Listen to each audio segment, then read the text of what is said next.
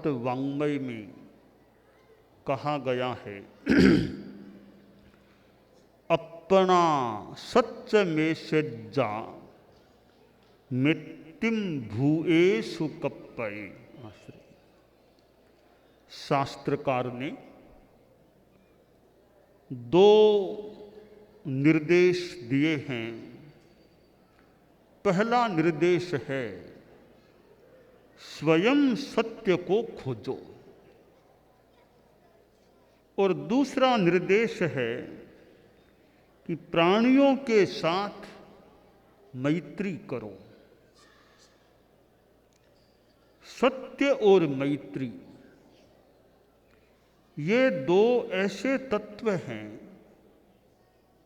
जो अध्यात्म के, धर्म के सिद्धांत हैं, और आदमी का जीवन व्यवहार भी सच्चाई और मैत्री के कारण अच्छा बन जाता है, मधुर बन जाता है, और यथार्थ की प्राप्ति भी हो सकती है।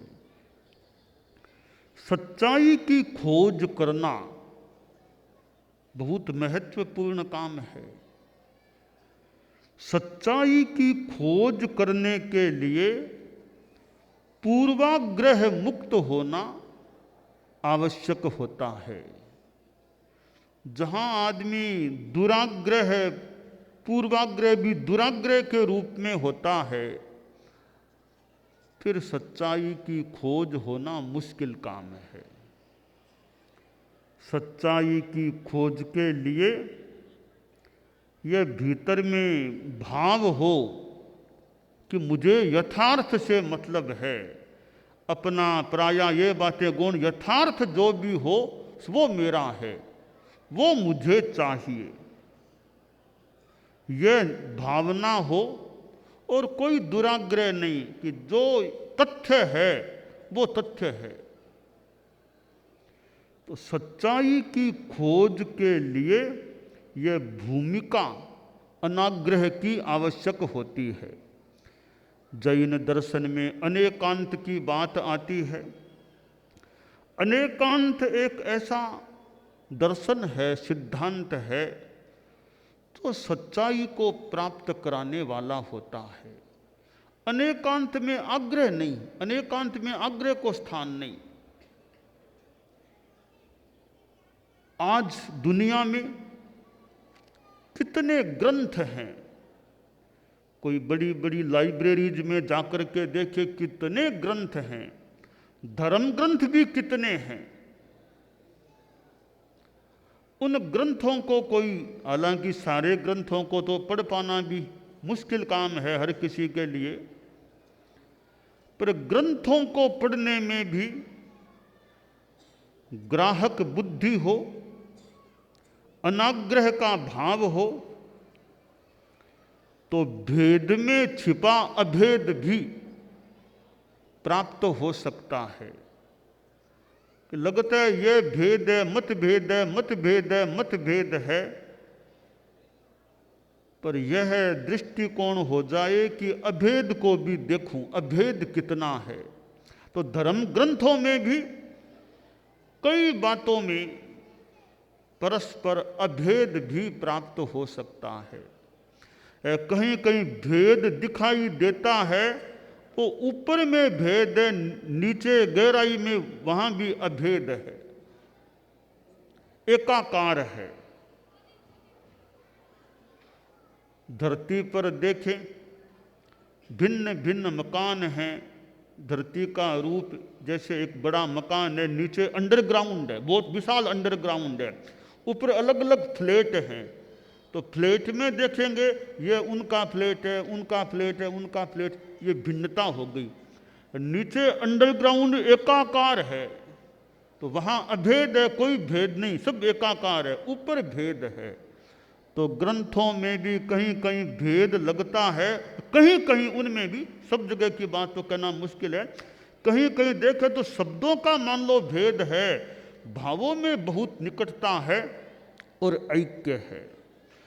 तो यह उत्तरजयनानी का मानो उद्घोष है, अपना सत्य में से जा, स्वयं सत्य को खोजो। ग्रंथों से सच्चाई को खोजना अच्छी बात है, परंतु ग्रंथों से भी आगे निर्ग्रंथ होकर के, बीतराग बन करके वो जो सच्चाई का साक्षात्कार होता है, उसके सामने ग्रंथ भी कुछ छोटे पड़ सकते हैं। जहां आत्म साक्षात्कार, भीतर से तत्व का साक्षात्कार, केवल ज्ञान प्राप्त हो जाए, फिर ग्रंथों को पढ़ने की जरूरत नहीं है। कौन से ग्रंथ में क्या लिखा है, केवल ज्ञानी साधु ये क्या पूछेगा कि यह बताओ भगवती में बताओ क्या लिखा है, उसको देख के काम करेंगे। केवल ज्ञानी को भगवती सूत्र देख करके निर्णय करने की जरूरत नहीं है, वे तो खुद ही भगवान है। भगवती क्या, वो भगवान है, वो तो खुद ही, वो जो कह देंगे वो सही है बस। इसलिए जो शास्त्र का सूक्त है, तमेव सत्यम निसंकम जम जिणे हिम पवेयम, वही सत्य है और वह सत्य ही है, निसंक ही है, जो बीतरागों ने, जिनेश्वरों ने प्रवेदित किया है। तो शास्त्रकार ने कहा अपना सत्य में से जा, इसकी उत्कृष्ट भूमिका यह हो सकेगी कि आत्मा से साक्षात्कार हो, और वह बीतरागता की प्राप्ति के बाद जब केवल ज्ञान होता है, तब संपूर्ण सत्य का साक्षात्कार हो जाता है। खैर वह तो बहुत आगे की बात है। हम व्यवहार में भी केवल ज्ञान तो मान लो अभी नहीं, मति श्रुत ज्ञान है, और किसी को हो तो अवधि ज्ञान हो जाए, या जो मति श्रुत ज्ञान का ही कुछ विशेष कोई ज्ञान, प्रातिभ ज्ञान कह दें, वो हो जाए। जैसे संध्येव दिन रात्रिभ्याम केवल श्रुतियों पृथक, कि संध्या होती है वो दिन भी नहीं रात भी नहीं, ऐसी कोई ज्ञान की स्थिति, तो मानो श्रुत ज्ञान भी नहीं केवल ज्ञान भी नहीं, कोई ऐसा कुछ यानी विशेष ज्ञान मान लें, उसको थोड़ा अतीन्द्रिय ज्ञान का अंश मान लें, वो भी प्राप्त हो जाए, और उससे भी कुछ देखने का प्रयास हो, तो विशेष स्थितियों की जानकारी हो सकती है। खैर वो ज्ञान भी मान लो इतना नहीं है, तो व्यवहार में आदमी मतिश्रुत ज्ञान के आधार पर तार्किक सहयोग से भी सच्चाई को खोजने का प्रयास करे कि बात युक्ति संगत है या नहीं। तो सच्चाई को खोजना, गलत बात मुंह से कहना नहीं, सच्चाई की खोज करने वाले को झूठ बोलने से भी बचने का प्रयास रखना। कि खोज तो करूंगा सच्चाई की, बात बात में झूठ बोलता है, तो सच्चाई की खोज भी कितनी हो पाए न हो पाए अलग विषय है।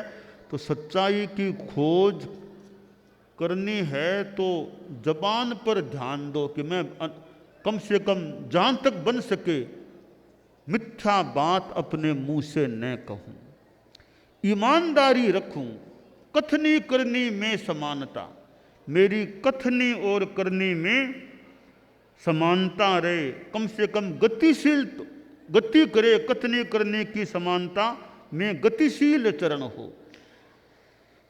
तो यह एक बात है, स्वयं सत्य खोजो। शास्त्रकार ने जो यह सच्चाई की बात कही है बड़ी महत्वपूर्ण है, बहुत ऊंची बात है।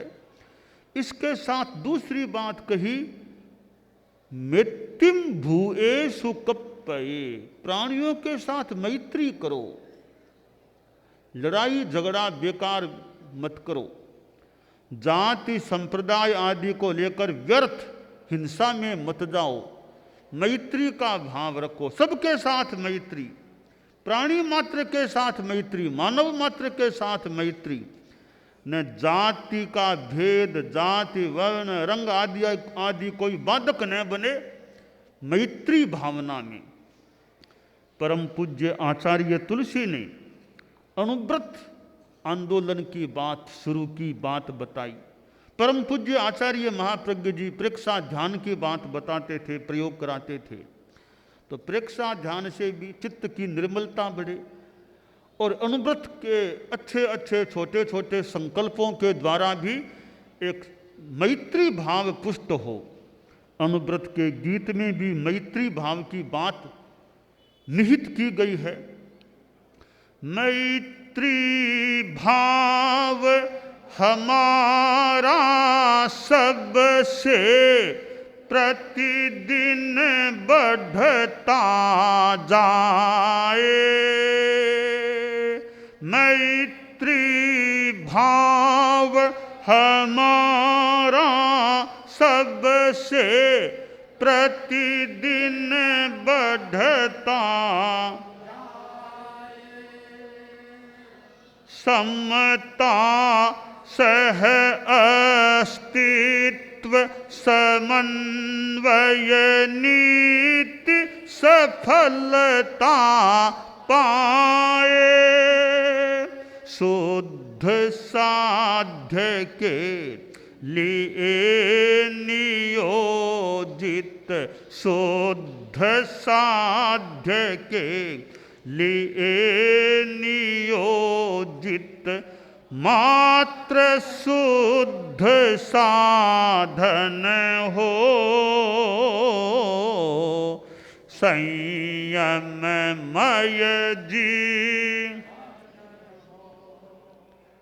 नैतिकता की सुरसरिता में जन जन मन पावन हो।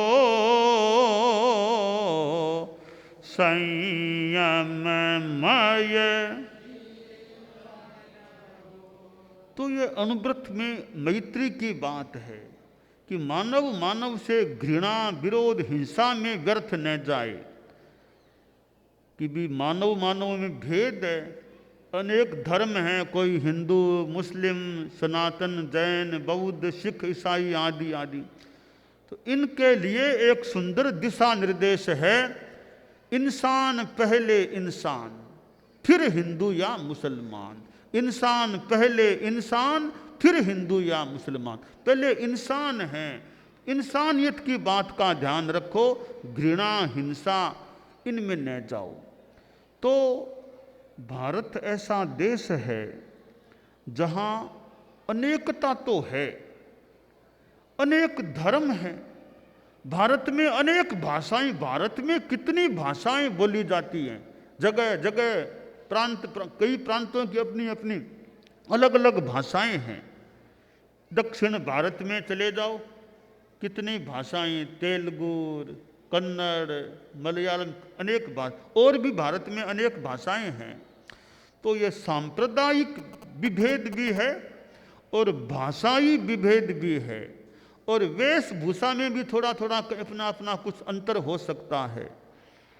तो यह अनेकता है, परंतु अनेकता में भी यह एकता रहे कि भी अहिंसा धर्म, किसी को तकलीफ मत दो, इस बात अहिंसा की भावना की एकता रहे, सब अहिंसा की भावना रखें।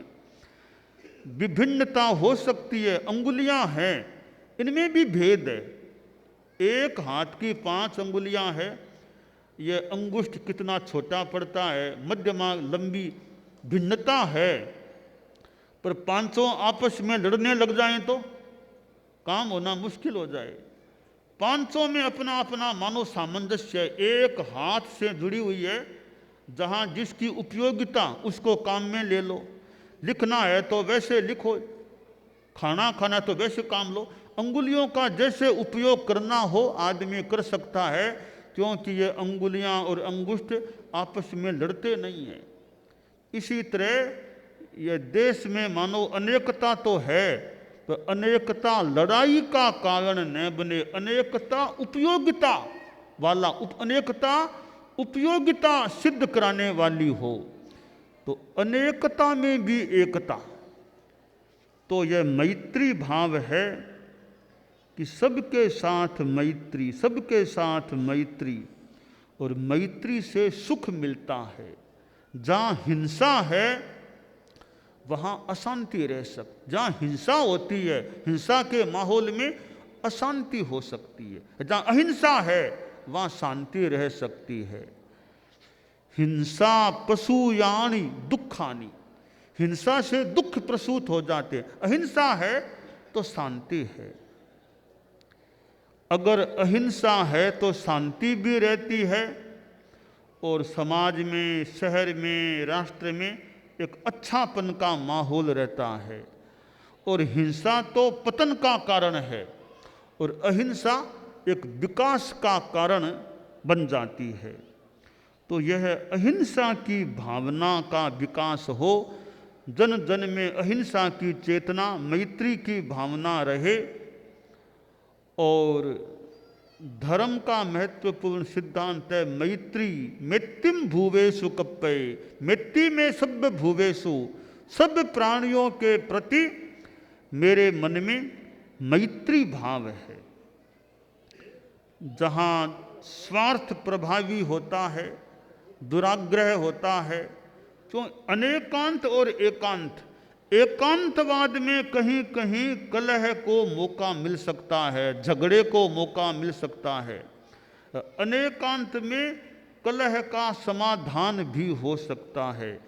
किस आदमी का कहने के पीछे क्या दृष्टिकोण है, इसको अनेकांत दृष्टि से पकड़ा जाए तो कई बातों का, कई समस्याओं का सहज समाधान भी हो सकता है। आदमी के पास बुद्धि है, वो बुद्धि समस्या को पैदा करने वाली, हिंसा को पैदा करने वाली न बनकर अहिंसा को विकसित करने वाली बने। समस्या का उत्पन्न कर, समस्या को पैदा करना, इस काम में बुद्धि न लगे। वो आदमी जा रहा था जीप के द्वारा, एक अकेला ड्राइवर था, कहीं जा रहा था, तो रास्ते में इतना कीचड़ आया, गड्ढे कीचड़, तो जीप फंस गई। वहाँ कीचड़ में, दलदल में, गड्ढे से थे, फंस गई। बेचारा वो अकेला ही ड्राइवर था कि अकेले से तो जीप को निकाल पाना मुश्किल है। आसपास कोई आदमी हो तो उनका सहयोग लेकर के निकालना पड़ेगा। इधर उधर देखा, एक आदमी एक छोटी सी झोंपड़ी में था कि भैया आओ थोड़ा सहयोग करो, ये जीप को निकालना है। क्या आ जाऊंगा, पर क्या दोगे? सहयोग कर दूंगा, दोगे क्या? कि तुम बोलो भैया क्या लोगे? कि भाई अब 100 रुपया दो तो सहयोग कर दूं। अभी 100 तो ज़्यादा, 80 दे दो, 80 रुपया दे दो, कुछ तो देना पड़ेगा ना। कहा ठीक 80 रुपये दे दूंगा। तो वो आदमी आया, हट्टा कट्टा आदमी था, झोंपड़ी वाला। दोनों मिलकर जीप को वो कीचड़ आदि से बाहर निकाल दिया। तो ड्राइवर बोला जीप वाला कि भैया अब तुम्हारे तो लगता है मौज है, दिन रात में यहाँ 10-20 गाड़ियाँ जीपें आती होगी, कारें जीपें, यूँ अगर फंसती है, तुम यूँ अगर निकालते हो 80, 70, 90 रुपये लेते हो, तुम्हारे तो दिन रात में 500, 1000 रुपये कमाई हो जाती होगी रोज की, 500, 1000 दिन में रात में मिला के। तो वो झोंपड़ी वाला आदमी बोला भी अब रात में तो मुझे भी श्रम करना पड़ता है। कि रात में क्या श्रम करते हो? कि अरे भैया रात को तो कुएं से पानी लाता हूँ या कीचड़ पैदा करता हूँ, गड्ढे गड्ढे बनाता हूँ, फिर कारें फंसती है जीपे, तब उनको निकालता हूँ, यूँ कमाई हो जाती है। तो आदमी का दिमाग है वो समस्या भी पैदा कर सकता है, दिमाग है तो समस्या से निजात भी दिला सकता है। हमारा दिमाग अच्छा रहे, हमारी बुद्धि अच्छी रहे, हमारी बुद्धि किसी के लिए समस्या पैदा करने वाली न बने, हमारी बुद्धि किसी की समस्या को दूर करके शांति, चित्त समाधि, अहिंसा का विकास कराने वाली हो, तो उस बुद्धि का महत्व है। परम पूज्य आचार्य भिक्षु, हमारे धर्म संघ के प्रथम आचार्य, उनका एक दोहा कि बुद्धि तिनारी जानिए जो सेवे जिन धर्म, अवर बुद्धि किन कामड़ी सो पड़िया बांधे करम आश्रय। कि उस बुद्धि की सराहना करें, वो बुद्धि बढ़िया है। तो जिन धर्म जैन धर्म की आसेवना करे, वह बुद्धि किस काम की, तो पड़ी पड़ी कर्मों का बंद करे कराए। तो हमारी बुद्धि अच्छी रहे, हम सच्चाई के पथ पर चलने का और मैत्री भाव पूर्ण व्यवहार रखने का प्रयास करें, यह काम्य है।